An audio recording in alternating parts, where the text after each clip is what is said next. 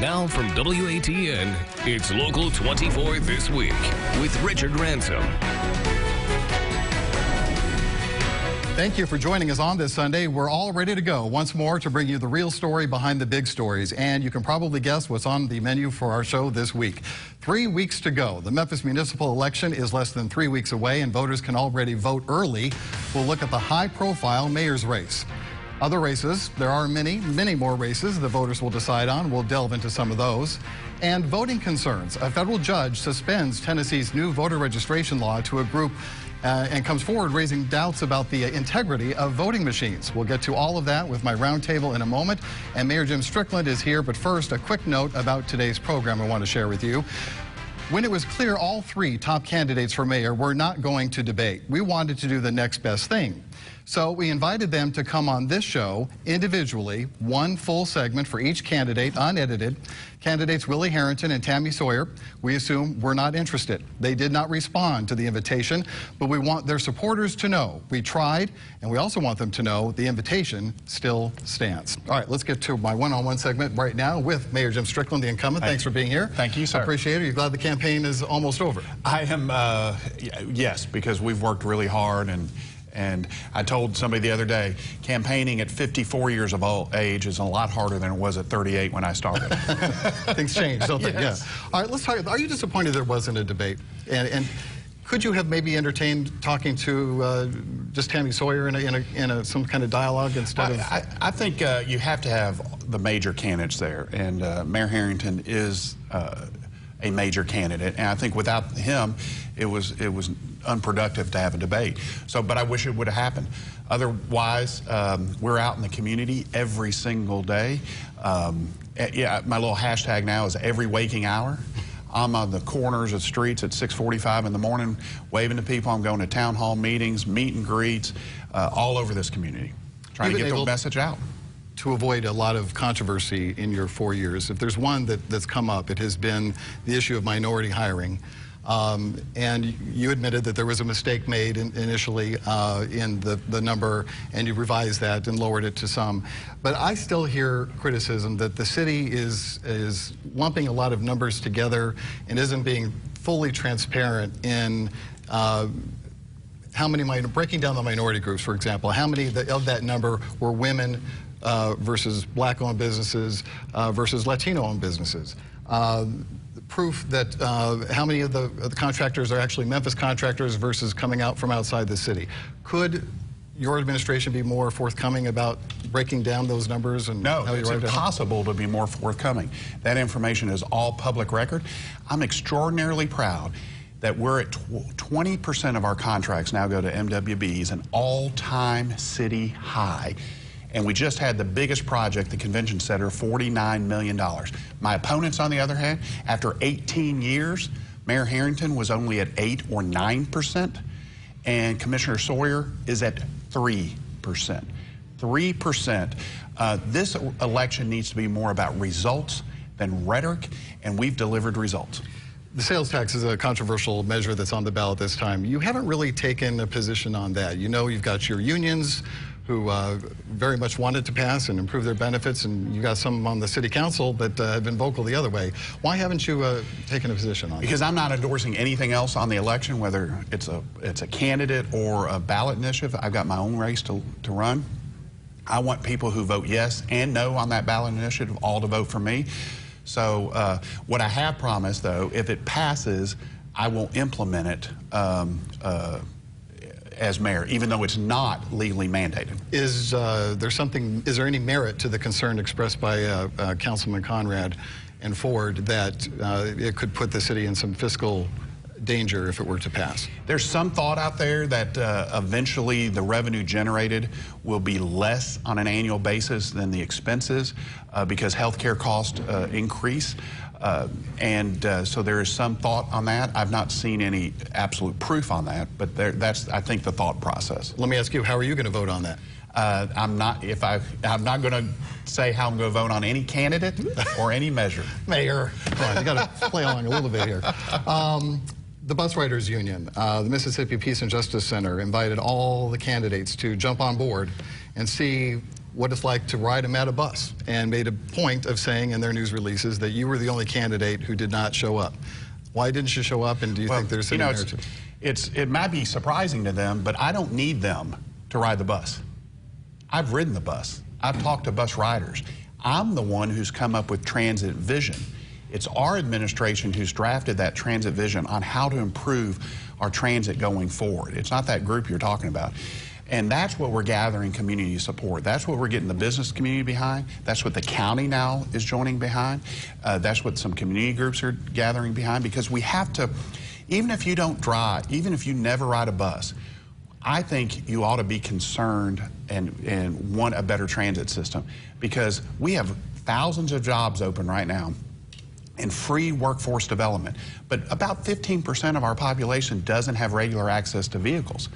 So we've got to have a better transit system. It requires more buses and more bus drivers. The city puts about $30 million a year in, and I've increased that by $5 million since I've been in office. We've got to have another $30 million for a good system. I know it's a county issue, but Mayor Lee Harris has floated his suggestion, his proposal. What are your thoughts about it? I love the fact that the county is now interested in funding transit. That's historical, because it's never been done. The county mayor and the county commission seem to be in unison on that. The way you fund it, I'm skeptical about any tax increase or rate increase until it's proven that your budget, your normal operating budget, cannot afford to do it. And I just don't know enough about the county budget to take a position on that. I know the city budget, we can incrementally increase the money to transit, which we have, but we could not come up with $30 million. How do political leaders make what I think is the biggest weakness so far, is selling it to the public, that pretty much only see empty buses, and they've heard the stories about the mismanagement and problems at the leadership level, and say, why on earth would we throw more money into this problem? And make them realize, the average citizen, that there's an awful big group that you've talked about of citizens who, if they do have a car, they can barely afford to have it and have trouble getting to work. Building the public support for transit is probably even a bigger challenge than coming up with the money, because if you have unified public support for it, you can find the money. 4 years ago when I ran for mayor, no one was talking about transit. Every town hall I'd go to, no one asked. Now that we're starting to build support, and every MATA board member I appoint, I say, one of your jobs is to build public support, and there is a building coalition. But to be honest with you, I don't think it's a majority of the public yet, and I think we have a lot of room to grow in trying to build that public support. And that's going to be necessary no matter how we fund it, because public's got to support it. Give me some concrete examples of how you can do that. Well, everywhere I go, I talk about it. You know, the Friday email I send about it, we're constantly talking about it. Getting information out in general is a really tough part of this job. All the free workforce development opportunities we have. Every group I talk about it, and they didn't even know it existed. Southwest Community College is free. Our Tennessee College of Applied Technologies are free. You can learn to be an airplane mechanic for free, and your starting salary at FedEx is $56,000 a year. But getting that information out, getting the importance of transit is just difficult. It just takes more and more individuals out there singing from the same hymnal. And I think we've made progress on that. But we have not reached the goal. I think if Tammy Sawyer or any of your critics were sitting here today, if there's one question they would want to ask you, is why are you not more of an activist mayor? And let me explain that.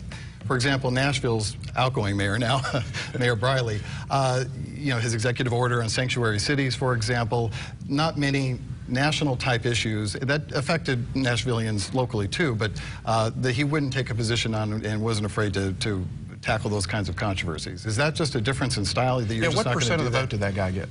Yeah, well, I don't know what the final total was. About 30%. Memphians want action. They don't want rhetoric. We have action. You ought to ask these other candidates, what have you actually achieved in office? Have your charter schools failed over the last few years? Did you leave this city with high crime, high debt, an unfunded pension, and people fleeing it? What have you done on the county commission? Name me one or two things that prove to the public. I'm always talking about what we've done. We're paving more streets. We're hiring more police officers. We're doing more things for young people, because everyone in the city wants the same thing. But if your state legislature passes a law that affects you, is directly aimed at you, as the Sanctuary Cities bill did, you don't feel you should take a position on that? You don't read our Friday email. I do sometimes. Because bill's not aimed at us. We don't run the jail. It's aimed at the county who runs the jail. In Nashville, it's a consolidated government. Sanctuary cities is kind of a misnomer across the country. It's really who operates the jail and whether they cooperate with ICE. It's not really aimed at us. Okay. All right. Very good. Well, you have just a few days left here. I wish you luck on the trail. And, I appreciate it. Again, we want to let everybody know the other candidates have had an opportunity to come on as well, and that invitation stands. Thanks for being here, sir. Thank you. All right, we'll be right back with my roundtable right after this. I'm Local 24 meteorologist Chelsea Chandler. Before you get your kids ready for school each day, make sure you catch my bus stop forecast so they're prepared throughout the day. It's weekdays on Good Day Memphis, 5 to 7. The bus stop forecast on Good Day Memphis is brought to you by NST. You might know him from his political commentary or think of him as a voice of reason on many issues affecting Memphis. But you might not know the lighter side of our friend Otis Sanford. Thursday, October 24th is the Otis L. Sanford Roast and Toast, an evening of laughter and entertainment benefiting homeless and needy women and children. Hear stories, share memories, poke fun, and have a good time. To purchase tickets and for more information, go to herfaithministries.org. We'll see you there. People, our sales now apply to only 10 frames. A new low. At VisionWorks, our sales are good on all of our frames. Why are you so weird? Get 60% off any pair of glasses, no exclusions. Really, VisionWorks. See the difference.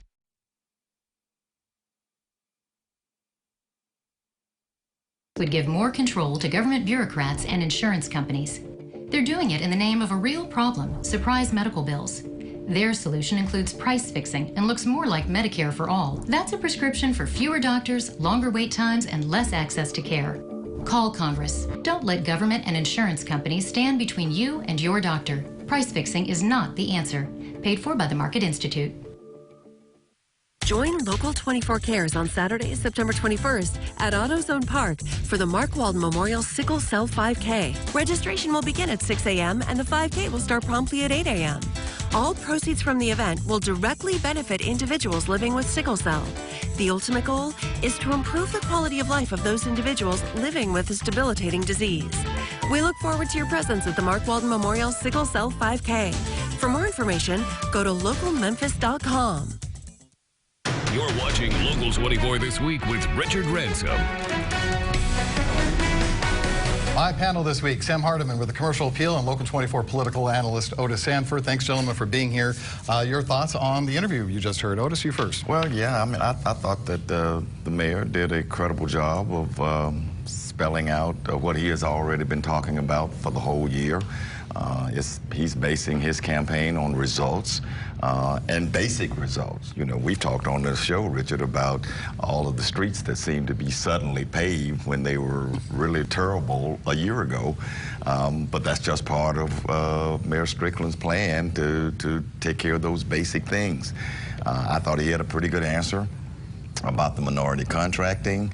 I'm still not satisfied very much with his answer about not weighing in on those national and statewide issues. Yes, the the Sheriff's Department is primarily responsible for whether the immigrants are detained or not retained for the ICE agents, but this is something that the leadership of the city needs to get involved in, at least get on record as saying something about it so that your constituencies, the citizens of Memphis know exactly where you stand. So I'm not buying that one. But the rest of it, I thought he acquitted himself well. And Sam, any politician will tell you if you can run on your record, that's probably, because it's certainly going to get critiqued. So you better be able to defend it and run on it. Yeah, I think we just saw a combative Jim Strickland. For much of the campaign, he's ignored his opponents or, gotten little jabs here and there. But here and in the past couple of weeks, he's tried to draw a great contrast with them. Mm-hmm. He likes to point out that Willie Harrington was in the mayor's office for a long time and violent crime didn't move. Willie Harrington famously said a large city mayor can't move the violent crime rate. Jim Strickland has been in office, and the violent crime rate has not moved that much. We're still on pace for 180 homicides for the 4th straight year. And so, you know, when he talks about results and not rhetoric, that's a line he's been putting out there the past couple of weeks. And what's interesting about Jim Strickland is, I reported this a couple of weeks ago, is in the aftermath of Marjory Stoneman Douglas High School shooting, a letter was circulated by the National League of Mayors that asked to back a federal gun control bill. Jim Strickland signed that letter. He never advertised that fact until he was asked about it a year later by a reporter. And so I think Jim Strickland may have opinions that he doesn't always advertise on national issues. He prefers to keep the local politics separate from the national politics as much as he can. Yeah, I think that's true. Yeah, let's talk about something that bubbled up this week. A couple of more tweets from Tammy Sawyer, one of the main candidates in the race. Right off the front, we'll tell you that they go back 9 or 10 years in each case. There was one that is stirring things up in July of 2009. She posted, "Little white kids and scary movies freak me out. I'm glad I can't have white babies because I might kill one thinking they're damned." Then there were 2 references made about police that are getting some attention, in which she said, "I have so little respect for the police." And then 2 days later, she admitted, "I have little admiration or respect for the police. Protect and serve, meh." Your thoughts, Otis? Well, I mean, we talked about this earlier, Richard. I mean, I think they're very troubling. I mean, race has already been interjected into this campaign already with the Memphis Magazine cover. And so that tweet about the little white kids is something that I certainly hope that she would say, "I should have taken that back," or "I certainly should have taken it down." But the even more troubling here in terms of policy is the one about the police. The mayor is going to be in charge of the police department. It's going to appoint the police director. And, you know, character counts, but also policy counts. And if we're going to report on the fact that, say, the Virginia Governor Ralph Northam dressed up in blackface, if we're going to talk about Bill Lee, the governor of Tennessee, and Lieutenant Governor of Mississippi Tate Reeves being a part of fraternities that went to racist parties and dressed up as Confederate, then this is a relevant issue with this tweet. And she was 27 years old. She was a little older than these other governors were. I don't think that her answer is satisfactory enough, and I think it does a lot of damage to her campaign. Well, we record this on Friday afternoon, and we're trying desperately to get her on camera to explain and give some context to her remarks, but we can tell you she has tweeted something. She said, "We can examine my decade-old tweets out of context and debate what kind of person I was or wasn't in 2009, or we can examine what's happening in Memphis today. I'm running because this is life or death for Memphians. The stakes are too high for this foolishness." So, Sam, she has addressed it, but are you a little surprised that the tweets weren't scrubbed at some point? I'm interested as to the answer why they weren't scrubbed. I texted her this afternoon and said, "Hey, I'm curious as to why those weren't taken down." This isn't the first race she's run since those tweets were posted. She ran unsuccessfully for the Democratic nomination for House District 90 in 2016. She ran for she announced for Shelby County Commission in 2017 and was elected last year.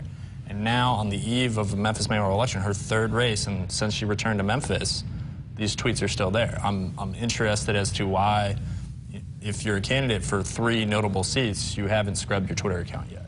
And there was that controversy just a couple weeks ago about another tweet that came out regarding the animal shelter. Right. Well, she appeared to be making fun of a lady whose dog was euthanized, and it came across as very insensitive. Again, we're talking about, at the basic level here, we're talking about character issues here, Richard. And if we're going to criticize our national politicians for character flaws, then it's fair game to talk about these kinds of issues. And I just think that Tammy Sawyer, who's a brilliant young lady in a lot of respects, but she is not giving satisfactory answers here at a time when she is trying to be the mayor of the entire city, and race has already been injected into this in a lot of ways. Well, she chose to bring Angela Rye in, who called the current mayor a racist. Right. And she would not apologize for that, but did say that Jim Strickland was not an anti-racist. An anti-racist. And then, that created another whole conversation because a lot of people haven't sort of latched on to what that term really means. It'd take another segment to talk about that. But again, we also have the magazine cover that everybody roundly criticized as being racist. So again, if what's good for the goose is good for the gander here, and she has to understand that these things are going to be reported. That's just what journalists do. All right, well, there is other races, too, that we want to talk about. We're going to take a quick break. When we come back, we'll see what these two fellows think is most interesting in terms of some city council races that are on the ballot and also the referendum, the sales tax referendum, right after this. There was a time when things were pretty bleak in Memphis. Taxes were going up. City services were being slashed. People and jobs were moving away. Fast forward to today. There are 20,000 more jobs, and businesses are moving back into the core city. Under Jim Strickland, our police force is on the rise. Our city's on the move. And we've passed 4 balanced budgets without a tax increase. Let's keep Memphis moving forward. Jim Strickland, leadership matters. America's veterans are more than a source of pride. They're a source of strength. When our veterans thrive, our communities thrive. With your support, our veterans can get career and education opportunities as well as benefits they've earned. Hello, I'm Congressman David Kustoff.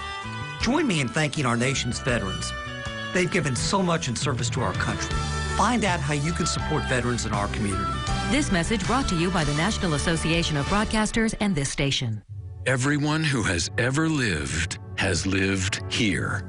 All of mankind's triumphs and failures. Every moment, every hometown, all here. We start our coverage on the ground and take it to the airwaves, so you always know what's happening in your own world and beyond. We are free TV and radio. We are breaking news. We are always there. We are broadcasters. America's veterans are more than a source of pride. They're a source of strength. When our veterans thrive, our communities thrive. With your support, our veterans can get career and education opportunities as well as benefits they've earned. I'm Senator Marsha Blackburn. Our veterans have given Tennessee so much, and it's time to do something for them. Find out how you can support them right in your community. This message brought to you by the National Association of Broadcasters and this station. You're watching Local 24 This Week with Richard Ransom. Back to talk about some of the other candidates and issues that will be on the October ballot for the Memphis municipal election. Again, early voting has already started. Fellas, tell me what other races you're watching that you have an interest in, that you're looking at. So one of the races I'm particularly interested in is Super District 9-1, Chase Carlisle versus Erica Sugarman. That's the seat, correct me if I'm wrong, but I believe that's held by Kemp Conrad, the current city council chairman and a very influential member of council. So it's kind of about Kemp Conrad leaving and then who takes that seat. Is it an establishment? Chase Carlisle's positioned himself off the corridor kind of guy. Exactly. And then Erica Sugarman, obviously from a legacy Memphis family, is running, against development in some ways, is running a much more populist campaign. And I think that the council, if Super District 9 gets a more populist representative, one of those representatives, I think that can tilt the council a little bit. It's going to be fascinating to watch. I feel for Memphis voters because it's just confusing between the super districts and the other districts. Well, that's right. But we've only had that for like 20-some years. It's been around for a while, that they figured it out by now. But that's neither here nor there. People don't pay attention to elections until they have to pay attention to elections. I'm looking at a District 6 at the City Council just to see if Edmund Ford Sr. Can come back on the City Council. He'll be relying on his name recognition to get back on there, and he's running against some lesser-known candidates there. But also, Richard, we talked about this earlier, the city court clerk's race is one to watch, primarily because you have Joe Brown, who's going off the City Council, and Myron Lowry, who was term limited and left in 2015, and they are now trying to get back into city elected office, primarily because there's a big paycheck they're waiting for them there, $129,000 a year that helps their pension. That they're trying to get back and win that seat. And there are 7 other candidates in that race including some very qualified candidates here, including the chief deputy city court clerk, another employee in the city, in the court clerk's office, and also someone who used to be an administrative officer in General Sessions court clerk.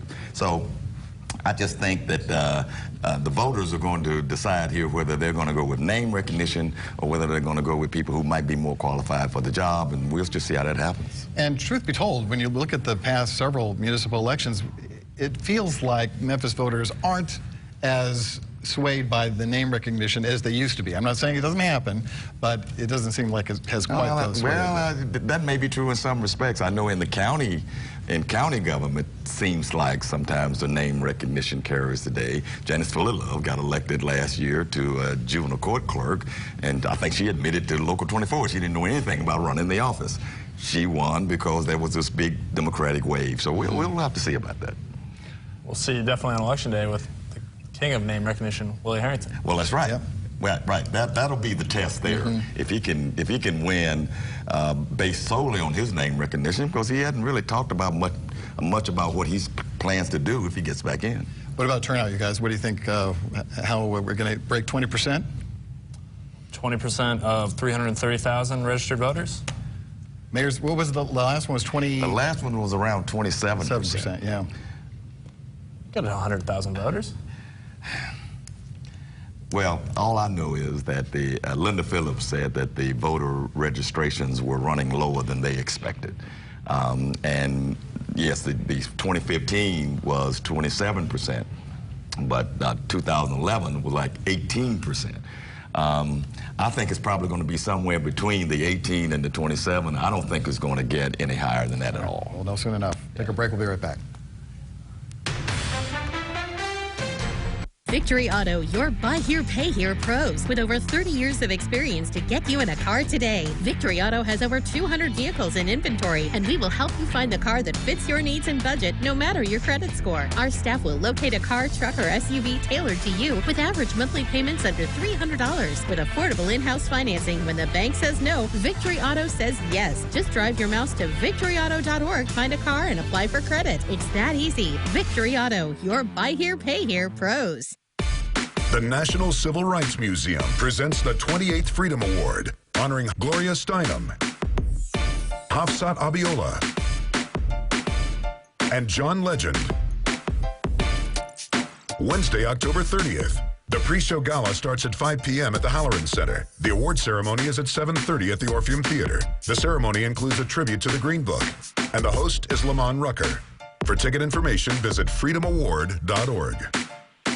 You might know him from his political commentary or think of him as a voice of reason on many issues affecting Memphis. But you might not know the lighter side of our friend Otis Sanford. Thursday, October 24th is the Otis L. Sanford Roast and Toast, an evening of laughter and entertainment benefiting homeless and needy women and children. Hear stories, share memories, poke fun, and have a good time. To purchase tickets and for more information, go to herfaithministries.org. We'll see you there. It's the first ever Memphis Basketball Legends Day. Festivities begin at 11 with a pregame autograph session featuring former Mid-South basketball greats. Then, it's the Little Legends All-Star Classic, followed by the Legends Celebrity Basketball Classic with a $25,000 halftime shot contest. In addition to the games, enjoy live music, food, face painting, outdoor fun, and much more. The Memphis Basketball Legends Day, Saturday, September 22nd. For tickets or more information, log on to itismonumental.com. My thanks to Sam and Otis and to you out there for watching. We'll see you next time for Local 24 this week.